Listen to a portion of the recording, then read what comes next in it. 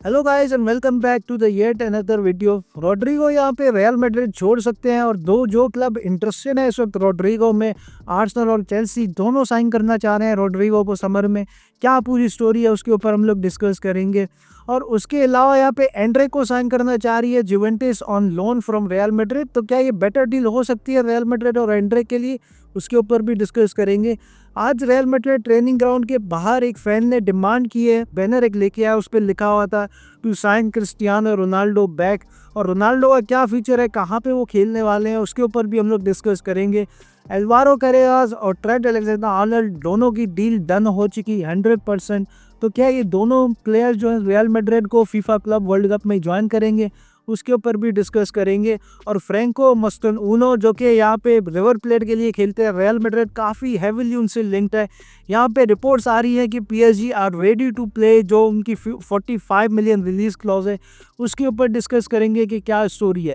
लेकिन उससे पहले आप लोगों को लाइक बटन दिख रहा होगा, वीडियो को लाइक ज़रूर कर दें और वीडियो के आखिर में अपना ओपिनियन ज़रूर दें अबाउट द ट्रांसफर्स। सबसे पहले लेट्स स्टार्ट विद रोड्रिगो। अब रोड्रिगो का आपको पता है कि यार शाबी अलोंसो के आने के बाद उनका फ्यूचर काफ़ी ज़्यादा अनसर्टेन है। कैसे अनसर्टेन है? बिकॉज शाबी अलोंसो के अगर आप टैक्टिक्स देखें तो वो फ्रंट टू के साथ खेलते हैं, दो स्ट्राइकर्स खेलते हैं उनकी फॉर्मेशन में।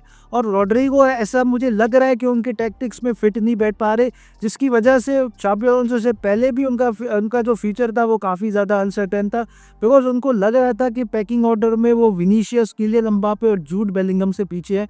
तो वो चाह रहे हैं कि एक ऐसे क्लब में जाएं जहां पे वो क्लब का फेस बने, और वो पहले भी कंसिडर कर रहे थे यहाँ पे रियल मैड्रिड को छोड़ के जा। अब एज पर द रिपोर्ट्स यहाँ पे आर्सेनल और चेल्सी दोनों साइन करने की सोच रहे हैं रोड्रिगो को। अब रोड्रिगो हमको पता है कि यह वर्ल्ड क्लास प्लेयर है, बट अगेन वही चीज़ है कि आपको परफॉर्मेंसेस भी देनी पड़ेंगी। लेकिन रोड्रिगो इस साल रियल मैड्रिड के लिए काफ़ी ज़्यादा इनकन्सिस्टेंट भी रहे हैं। और as per the reports Chelsea यहाँ पे जो मोस्ट इंटरेस्टेड साइड है वो चेल्सी है। और चेल्सी चाह रही है कि एक अनस्टॉपेबल फोर्स बनाई जाए, because Chelsea next year champion league football भी खेलेगी। तो आई थिंक अच्छी साइनिंग होगी यहाँ पे चेल्सी के लिए। पर चेल्सी के लिए यहाँ पे जो बुरी खबर है वो ये कि Real Madrid will demand 100 million for Rodrigo. Because यार अगर आप मार्केट देखें तो मार्केट में आपको ऐसे प्लेयर्स मिलेंगे ऐसी प्राइसेस में, रिडिकुलस प्राइसेस में, जो कि शायद वो डिज़र्व भी ना करते हो। और अगर हम रोड्रिगो की बात करें तो Rodrigo absolutely I think deserve करते हैं 100 मिलियन। उन्होंने रियल मैड्रिड में प्रूव किया है खुद को, ही is a big game player. But issue यहाँ पे यही है कि ही is a left sided player, और रियल मैड्रिड में इस वक्त लेफ्ट साइडेड प्लेयर्स काफ़ी ज़्यादा है।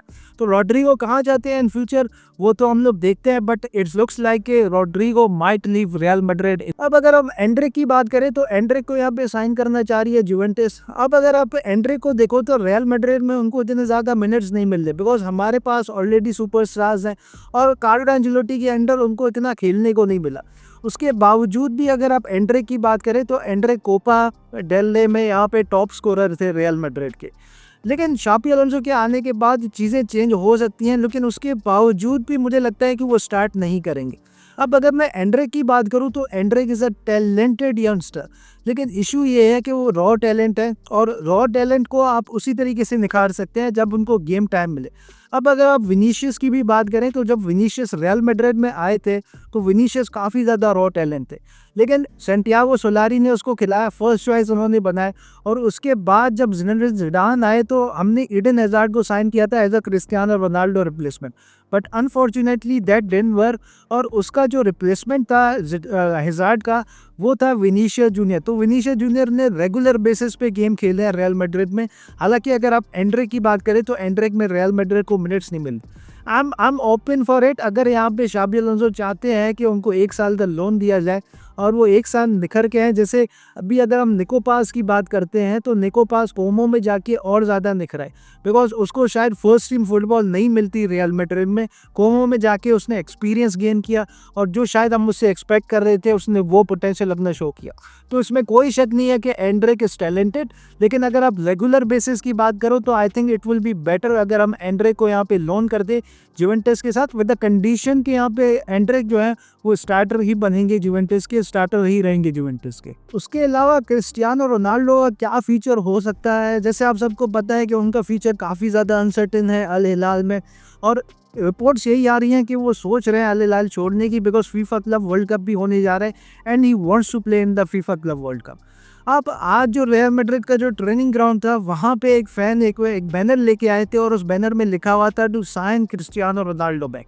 अब वो रियल मैड्रिड में वापस आएंगे नहीं आएंगे, मुझे नहीं लगता है कि वो रियल मैड्रिड में वापस आने वाले हैं, एंड आई थिंक वापस लाना भी नहीं चाहिए, to be honest with all due respect to him. और हमारी जो फिलॉसफी है कि हम एक प्लेयर को जब सेल कर देते हैं, एक लेजेंड को जब सेल कर देते हैं, तो फिर हम वापस नहीं लेके आते। सर्जियो रामोस की एग्जांपल आपके सामने है कि सर्जियो रामोस कितनी दफ़ा अवेलेबल थे इन द मार्केट, लेकिन रियल मैड्रिड उनके लिए नहीं गई।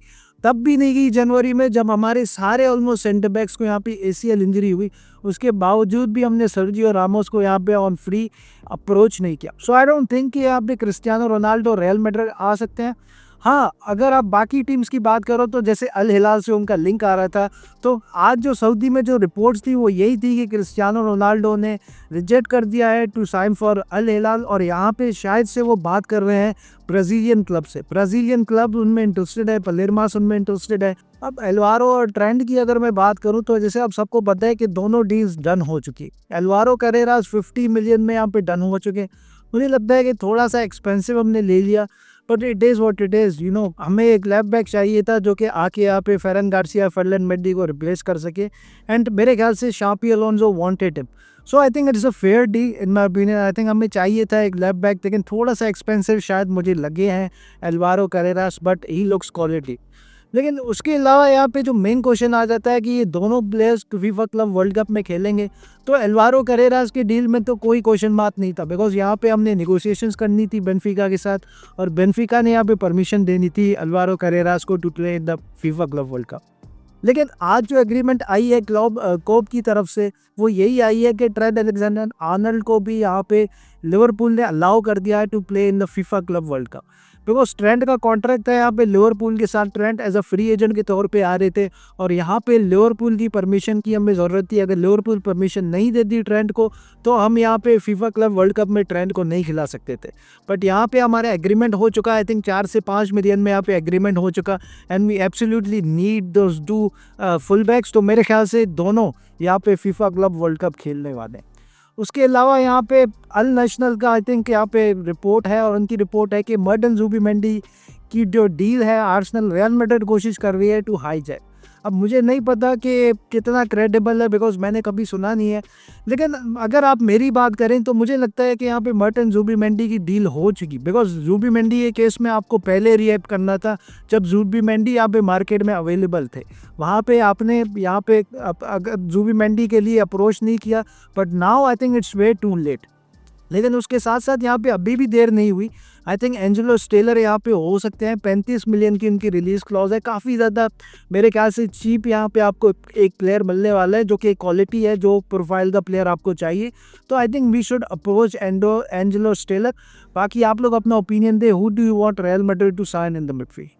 अब फ्रैंको मस्तानुनोस, जैसे आप सबको पता है कि रिवर प्लेट में खेलते हैं, काफ़ी टाइम से रियल मैड्रिड से लिंक्ड है। अब जूनी खिलाफत भी उनको मॉनिटर कर चुके, जूनी खिलाफत उनके एजेंट से भी बात कर चुके, बट इशू यहाँ पे आ रही है कि उनका एजेंट जो था वो नेगोशिएशन में हडन डाल रहा था। But as per the report जो आज आई है कि फ्रैंको मस्तानुनोस का जो ड्रीम है वो dream to play for Real Madrid.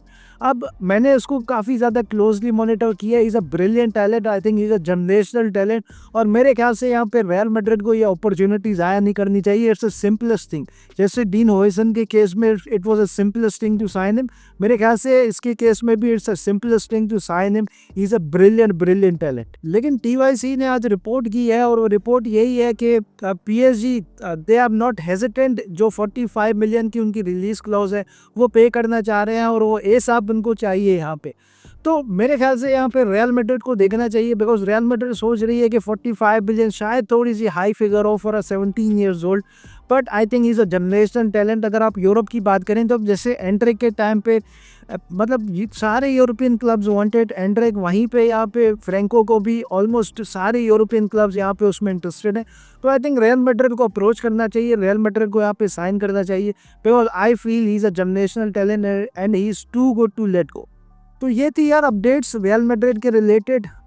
तो ये सारी अपडेट थी जो मैंने आप लोगों को दी। बाकी आप लोग अपना ओपिनियन ज़रूर दें कमेंट सेक्शन में, what do you think about these rumours. Until that अपना ख्याल रखिए, टेक केयर, पीस आउट।